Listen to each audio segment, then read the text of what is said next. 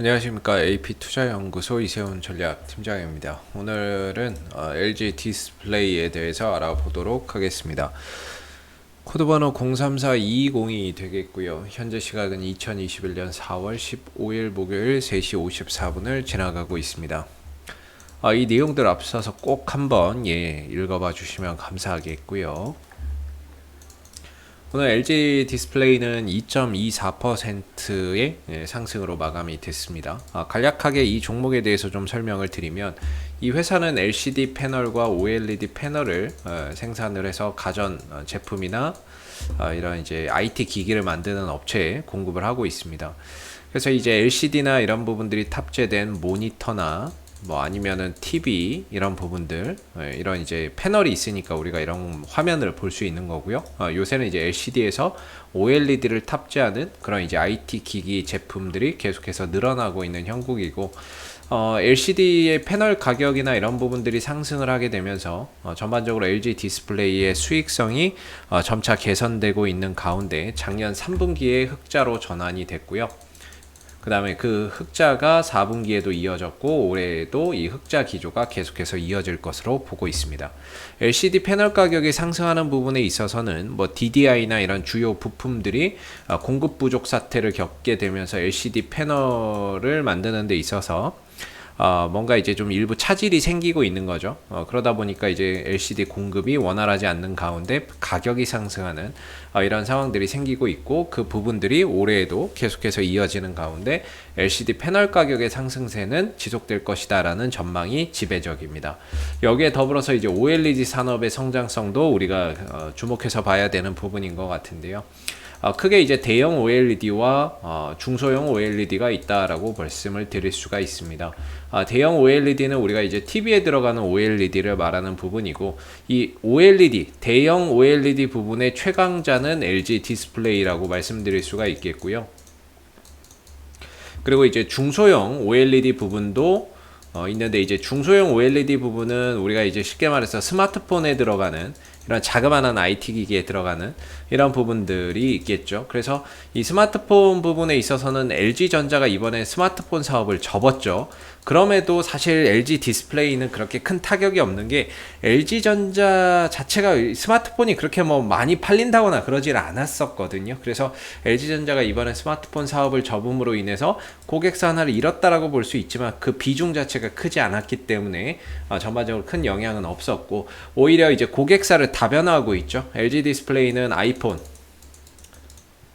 12 이쪽에도 작년에 이제 한 2천만 장 정도 공급을 했고, 올해 이제 출시되는 아이폰에도 역시나 작년보다 더 많은 공급량을 확대할 것으로, 물량을 공급할 것으로 기대가 되고 있습니다. 또 중소형 OLED 중에서는 이런 이제 스마트폰이나 이런 데 들어가는 것도 있겠지만은, 차량용 OLED 부분도 급성장하고 있는 산업 부분 중에 하나다라고 말씀드릴 수가 있는데요. 이 차량용 OLED 라는 게 결국에 이제 자동차에 들어가는 디스플레이를 말하는 거거든요. 가격이 좀 더 비쌉니다. 가격이 좀 더 일반 중소형 OLED나 이런 거에 비해서는 비싸다라고 보시면 되겠고, 이제 고객사로는 완성차 업체를 두고 있죠. 뭐 테슬라라든지 현대 기아차라든지 아니면 이제 벤츠 S 클래스의 이 회사의 디스플레이가 공급이 됩니다. 그만큼 이제 이 최고의 차 아니겠습니까? 명차라고 볼 수 있는데, 이 최고의 차에 디스플레이가 들어간다는 거는 역시나 전 세계에서 최고의 디스플레이가 공급된다라고 보시면 될 것 같습니다. 그래서 벤츠라고 하는 차에 디스플레이를 공급한다는 것 자체가 이 전 세계 디스플레이, OLED 디스플레이 가운데 최고를 증명하는 게 아닌가, 이런 또 이제 우리가 또 생각을 또 가져볼 수 있는 거죠. 그래서 벤츠, 테슬라, 현대기아차부터 시작해서 완성차 업체를 고객사로 두고 있는 회사가 바로 LG 디스플레이가 되겠고, 전 세계 이 차량용 디스플레이 10인치 이상 부분에서 이제 매출이나 이런 시장 점유율 기준으로는 LG 디스플레이가 1위 기업이다라고 보시면 됩니다. 차량용 디스플레이 부분에서 1위 기업이라고 보시면 될 것 같아요. 그래서 앞으로는 이제 전기차나 이런 수소차, 자율주행차가 보편화되면서 이런 디스플레이의 수요나 이런 것들도 크게 증가될 것으로 보고 있거든요. 그런 가운데 이제 앞으로 이 LG 디스플레이의 OLED 패널이나 이런 것들의 수요나 이런 것들이 추가적으로 또 폭발적인 증가세를 또 기대해 볼 수가 있겠고, 거기에 따라서 실적이나 이런 부분들도 점차 좀 확대되는 그런 이제 부분들을 우리가 좀 기대해 볼 수 있는 하나의 요소라고 볼 수가 있겠죠. 앞으로의 성장 산업이다, 이렇게 좀 보시면 좋을 것 같아요. 이 차량용 디스플레이 부분도. 그래서 그런 이제 부분들 속에서 앞으로 이제 성장성도 기대를 해볼 수 있을 것 같고요. 중간중간에 이제 뭐 LCD 패널 가격이나 뭐 이런 부분들의 동향에 따라서 또 주가는 오락가락 하겠지만, 전반적으로 그런 이제 기조를 이어간다라고 보시면 될 것 같고요. 실적적인 부분에 있어서 올해 예상되는 이제 매출액은 28조 원, 영업이익 1조 7천억 원, 순이익 1조 원 정도가 예상이 됩니다. 1분기 실적의 영업이익은 한 4,800억 정도로 지난 4분기보다는 좀 감소할 것으로 보여지는데요. 올해는 연간 기준으로 흑자로 전환되는 지금 3년 만에 순이익이 흑자로 전환되는 원년 한 해가 좀 될 것으로 보고 있고, 그런 가운데 전반적인 LG 디스플레이의 실적 호조에 힘입어서 주가나 이런 부분들도 계속해서 좀 더 이런 상승 기조를 이어갈 것으로 기대가 되고 있습니다. 그래서 기술적으로 보면 최근에는 이제 이런 박스권에 좀 갇혀 있었다라고 말씀드리는데요. 21,500원이 하나의 지지 라인이었고 24,700원인가요? 이 정도가 이제 기술적인 좀 저항대에서 하나의 이런 박스권을 좀 그려왔던 상황이죠.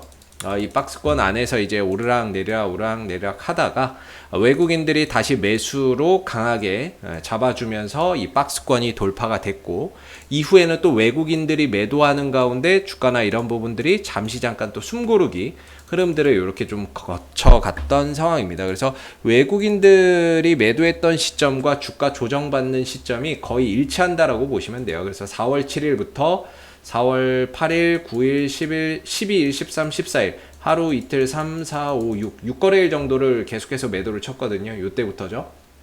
4월 7일부터 매도를 치기 시작해서 한 6거래일 정도를 계속 매도를 쳤습니다.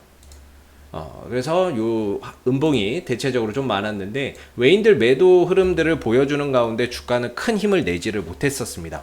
그래서 조정이나 이런 부분들, 가격적인 조정들이 있었고, 오늘 다시 이제 외인들, 기관들이 동반 매수에 들어오는 모습이었는데, 오늘 뭐 특별하게 나온 내용은 없습니다. 얼마 전에 삼성전자의 뭐 OLED 공급, 패널 공급 이야기도 있기는 했었는데, 오늘 뭐 새롭게 뭐 추가적으로 나온 내용은 없었음에도 불구하고 외국인들과 기관들이 일단은 매수로 돌았다는 점에서 상당히 좀 긍정적인 것 같은 게, 왜냐하면 24,700원이 정말 중요한 이런 하나의 기준 가격이라고 저는 보고 있었거든요. 그래서 조정이 나오더라도 24,700원은 좀 지켜줘야 된다라는 개인적인 이런 관점이 있었는데, 나름 이 안에서 24,700원을 기점으로 해서 좀 아슬아슬한 줄타기가 있긴 했습니다. 24,700원, 뭐 24,500원을 기점으로 해서 약간의 좀 깨졌다 올렸다는 이런 이제 모습들이 있었거든요. 그래서 다행히 여기서 이제 좀 선을 넘나드는 모습들이 있었는데, 다행히 오늘 이제 외인들 기관들이 매수를 하면서 24,700원을 지켜냈고, 동시에 5일선 위로 주가가 올라서는 모습들, 단기적인 방향성 또한 바꿔버리는 모습이었죠. 11선에서 지지를 받으면서 5일선 위로 오늘 종가가 형성됐고, 거기에 외인들 기관들이 함께 되면서 단기 조정이 좀 마무리되는 그런 이제 모습들의 오늘 현상이 만들어진 것 같습니다. 그래서 지킬 거는 그래도 지켜줬고, 그러면서 5일선 위로 넘어갔기에 재차 상승 이후에 조정을 통해서 한동안 쉬었다가 방향성을 다시 한 번 더 위로 가져가기 위한 방향 전환, 단기적인 방향 전환이나 이런 부분들까지 틀을 만들어 놓고 오늘 마무리가 되는 모습이었고, 거기에는 역시나 외인들 기관들이 함께 진입을 했다라는 점이 상당히 긍정적인 부분인 것 같습니다. 그래서 얼추 이 박스권 돌파 이후에 어느 정도 가격 조정과 기간 조정이 살짝 마무리가 된 것 같고요.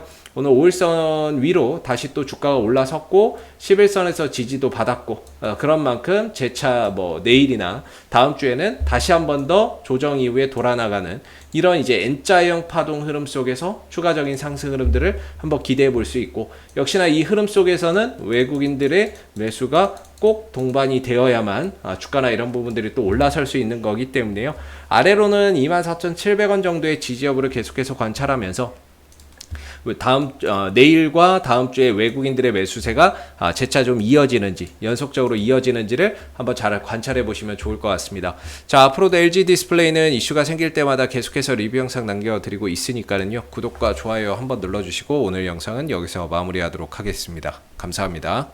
그리고 무료 추천 종목을 매일매일 드리고 있습니다. 네이버에 AP투자연구소를 검색하시게 되면 웹사이트 상단에 AP투자연구소 홈페이지 링크가 나옵니다. 클릭하시게 되면 AP투자연구소 홈페이지로 접속하실 수가 있는데요. 상단에 무료 추천 종목 카테고리에 2021년 무료 추천 종목을 클릭하시게 되면 소장님께서 매일매일 국내외 시황에 대한 실시간 브리핑과 함께 댓글로서 무료 추천 종목을 추천해 드리고 있습니다. 하나 눌러서 들어가 보게 되면 댓글 리딩은 아침 7시 47분부터 진행이 되었고요. 무료 추천 종목을 보시기 전에 꼭 읽어보세요도 한번 참고적으로 읽어보시면 좋을 것 같습니다.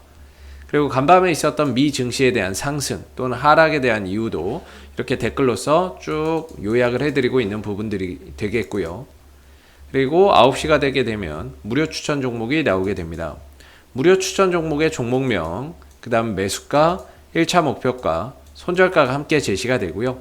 많게는 뭐 3종목에서 4종목까지도 매일매일 추천이 나오게 되는데 따로 로그인을 하지 않더라도 누구나 이 무료 추천 종목을 확인할 수가 있습니다.